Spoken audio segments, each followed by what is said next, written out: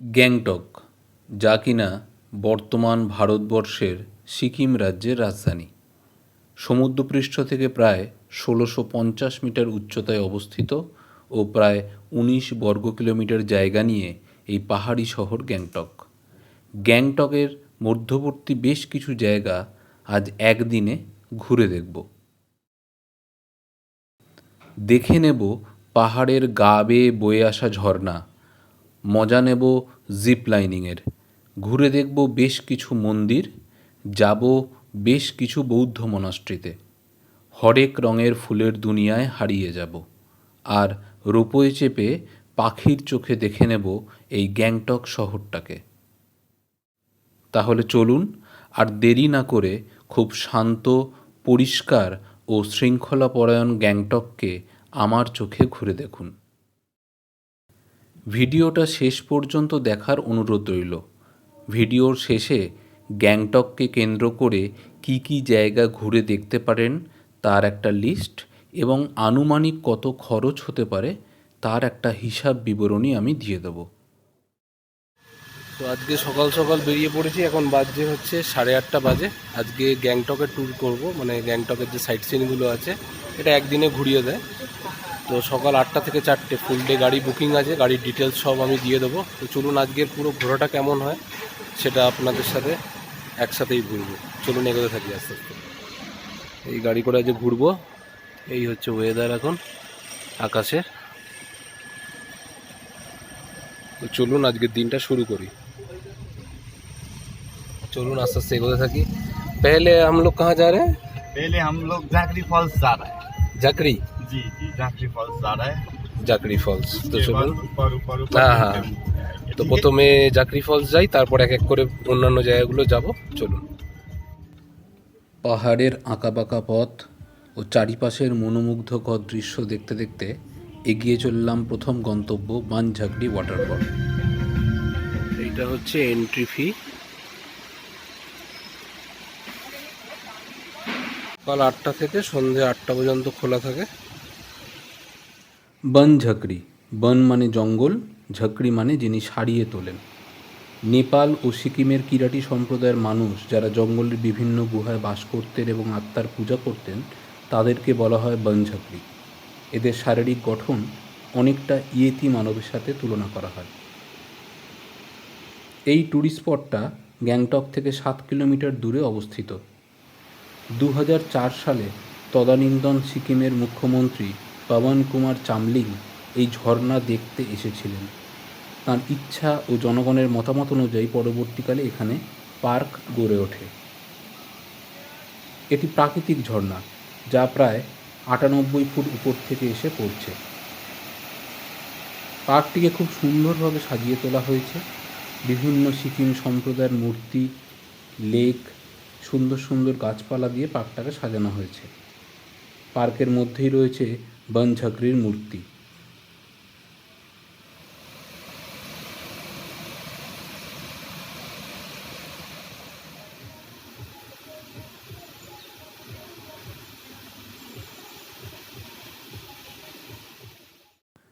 রুটি ও ছোলার সবজি আচার দিয়ে খেয়ে এগিয়ে চললাম পরবর্তী গন্তব্যের দিকে।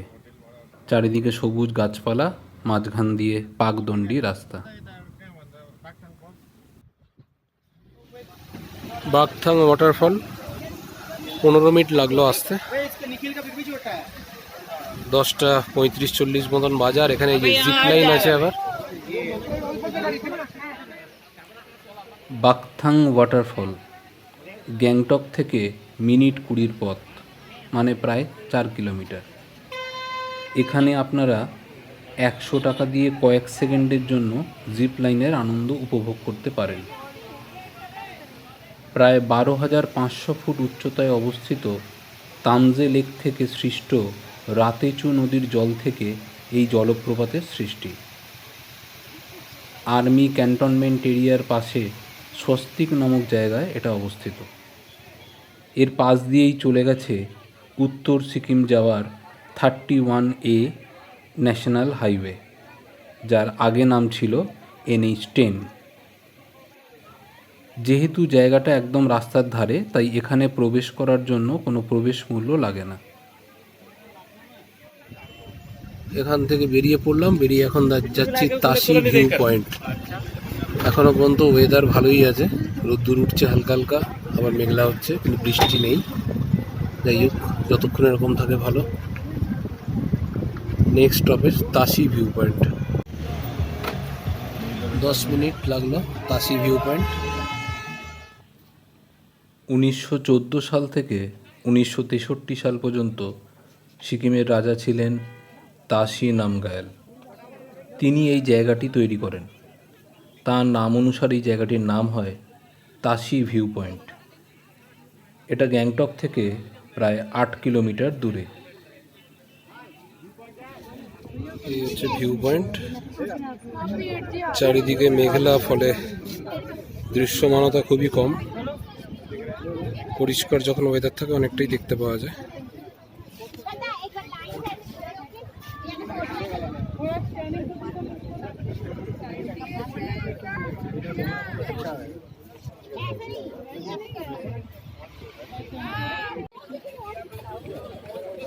পরিষ্কার দিনে এই তাসি ভিউ পয়েন্ট থেকে কাঞ্চনজঙ্ঘা পরিষ্কার দেখতে পাওয়া যায়, কিন্তু আজ ছিল মেঘলা।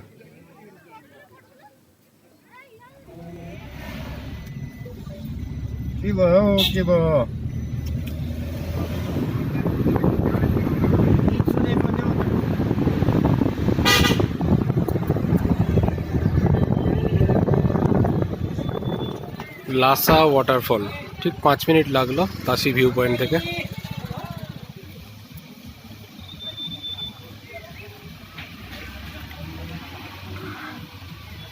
সরু একটা ওয়াটারফল, কিন্তু দেখতে পাওয়া যাচ্ছে না, চারিদিকে ফ্ল্যাগ ঝুলছে। দেখি যদি কাছে যাওয়া যায়। তাসি ভিউ পয়েন্ট থেকে কয়েক কিলোমিটার এলেই এই জলপ্রপাত। চারিদিকে পতাকা টাঙানো থাকার ফলে গাড়ি থেকে নেমে কাছ থেকে গিয়ে দেখতে হয় এই ছোট্ট জলপ্রপাতটিকে। নচেত রাস্তা দিয়ে যাওয়ার সময় অনায়াসেই দূর থেকে দেখা যেত।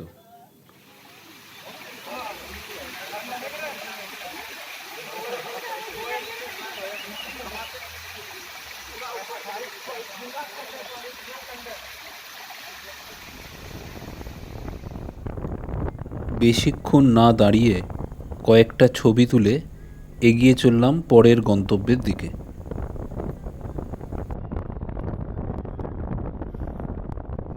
গণেশ টক, বেশ ভিড় আছে, প্রচুর খাবার দাবারের দোকান, কেনাকাটা করার দোকান এখানে। আর এই যে এরকম ড্রেস ভাড়া পাওয়া যায় এখানে, এগুলো পরে ছবি তোলা যায়। कितने में देते हैं ये ड्रेस? 50 रुपये। ওকে, 50 টাকা দিয়ে এই ড্রেসগুলো।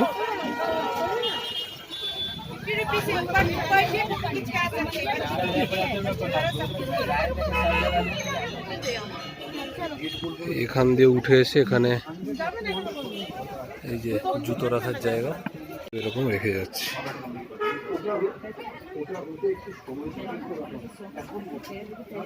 দিয়ে উপরে যেতে হবে। তাসি ভিউ পয়েন্টের খুব কাছেই হলো এই গণেশ টক। এটি একটি গণেশ মন্দির। আবহাওয়া ভালো থাকলে এখান থেকে গ্যাংটকের খুব সুন্দর ভিউ চোখে পড়ে। এছাড়া কাঞ্চনজঙ্ঘার ভিউও অসাধারণ লাগে।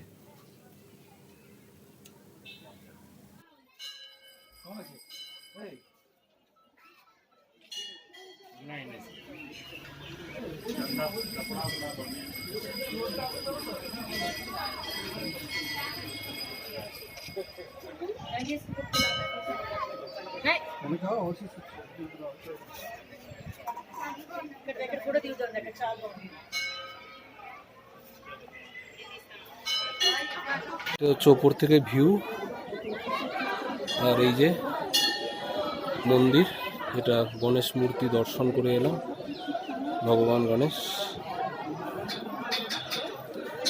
ওপর থেকে একটা ভিউ পয়েন্ট মতন বানানো, বারান্দা মতো।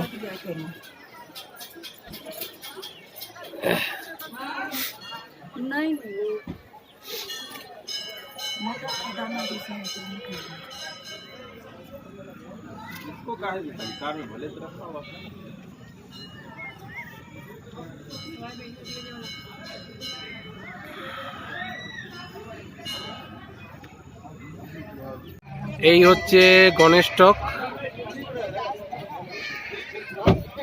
গণেশ টকের ঠিক উল্টো দিকেই হচ্ছে হিমালয়ান জুলজিক্যাল গার্ডেন, মানে জু যেটা। তো এটা ঢুকছি না এখন, ঠিক এর উল্টো দিকেই। আর এইটা হচ্ছে টাইমিং,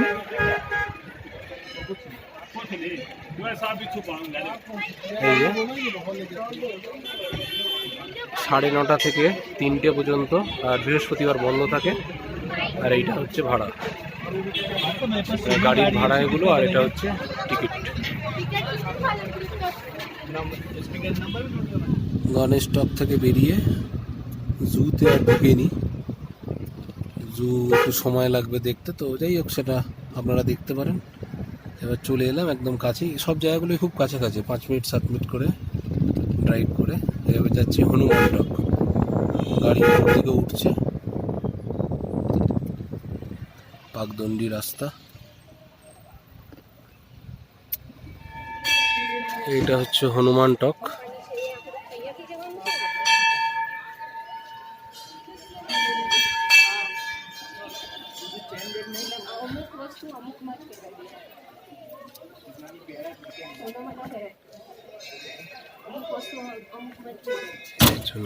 টেম্পল।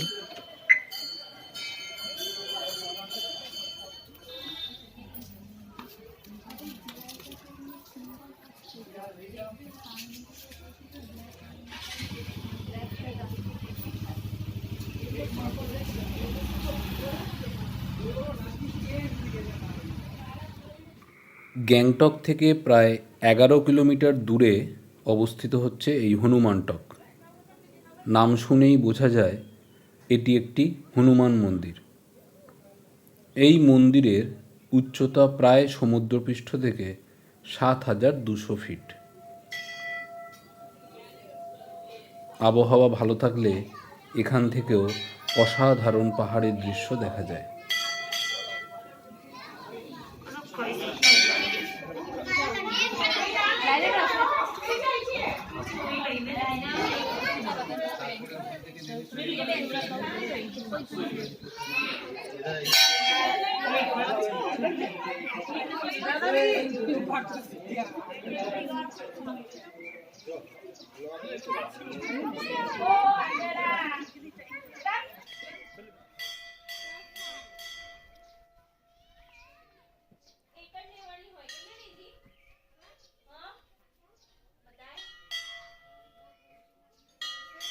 জায়গাটা একটা ভিউ পয়েন্টের মতন।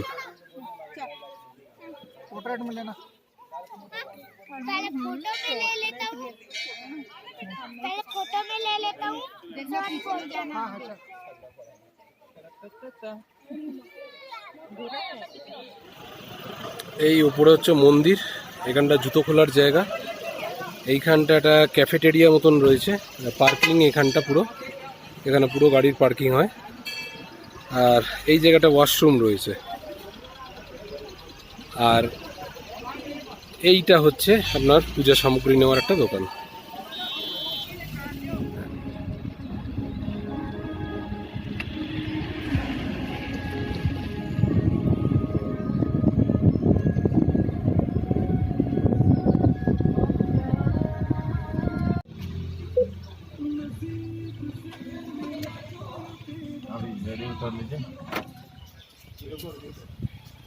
स्कैनर है,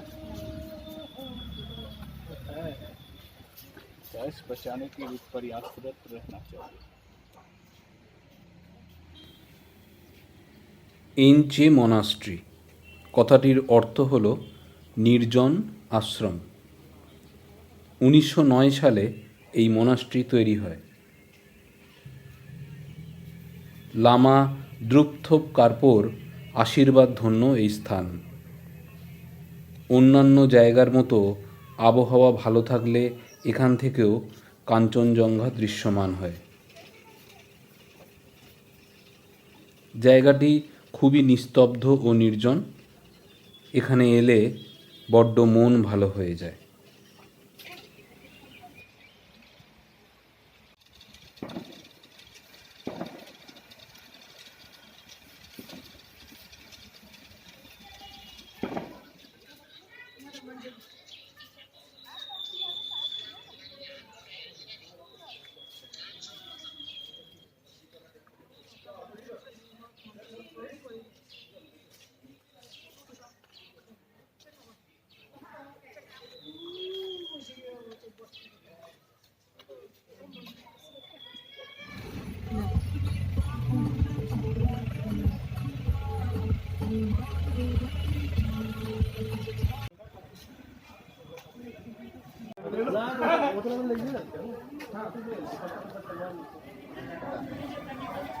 সকাল 8:30 থেকে বিকেল 5টা পর্যন্ত খোলা থাকে এই ফ্লাওয়ার এক্সিবিশন সেন্টার। সিকিমের বিভিন্ন জায়গায় যত রকমের ফুল, অর্কিড ফোটে তার সবই এখানে একত্রে দেখার সৌভাগ্য হয়।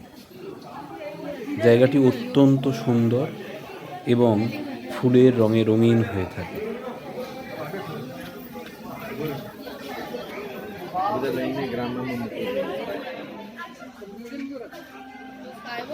यहाँ शॉपिंग कर रहे हो ना, वहाँ पे कर पाएंगे।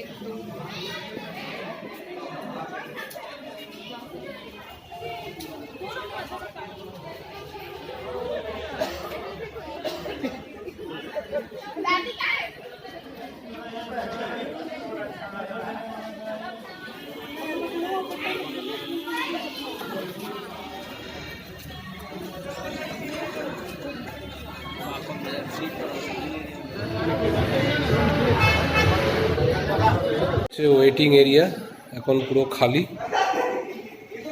এখানটা সব ওয়েটিং করার।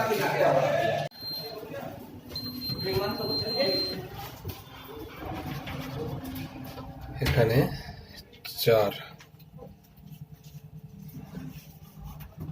এই লাইট জ্বলছে, 4-এ গিয়ে নামতে হবে। মাঝখানে কিছু নেই, 0 আর 4। গ্যাংটক রোপওয়ে সকাল 9:30 থেকে সন্ধে 6টা পর্যন্ত চালু থাকে। দামোদর রোপওয়েজ অ্যান্ড ইনফ্রা লিমিটেড এই কোম্পানির দ্বারা ভারতবর্ষের বিভিন্ন জায়গার ন্যায় এই গ্যাংটক রোপওয়েও চালিত হয়। 2003 সালে এই রোপওয়ে চালু হয়। এই রোপওয়ের স্টার্টিং পয়েন্ট হচ্ছে দেওরালি বাজার এবং এটি তাসিলিং সেক্রেটারিয়েট এবং সিকিম লেজিসলেটিভ অ্যাসেম্বলিকে যুক্ত করেছে। এখানে একটি অদ্ভুত জিনিস দেখলাম, যেহেতু অনেক স্থানীয় মানুষ এই রোপওয়ে করে নিজের কাজের জায়গায় যান, তাই দেখলাম এতে 1078 টাকা দিয়ে মান্থলি পাসও বানানো যায়।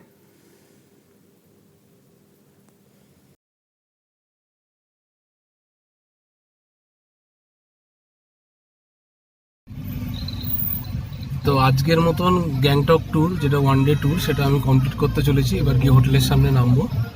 তো কত কি খরচ পড়লো এবং ড্রাইভারের ফোন নাম্বার সব আমি দিয়ে দিলাম স্ক্রিনে, আপনারা যোগাযোগ করে নেবেন। এই ট্যুরটা কিন্তু নিজের মতন সাজিয়ে নেওয়া যায়, মানে আপনি কোন কোন জায়গা দেখবেন বা কোনটা দেখবেন না, বা কি সব কটা দেখবেন, টাইমিং কি হবে, তার চার্জ কত হবে, সেটা ড্রাইভারের সাথে কথা বলে সেটা সেট করে নেবেন। নিয়ে সারাদিন এটা সুন্দরভাবে ঘুরে দেখতে পারেন। একটা দিন কিন্তু গ্যাংটক ঘোরার জন্য যথেষ্ট। চলুন এক ঝলকে দেখে নিই গ্যাংটককে কেন্দ্র করে আরও 20টি জায়গা, যেগুলো আপনারা ঘুরে দেখতে পারেন।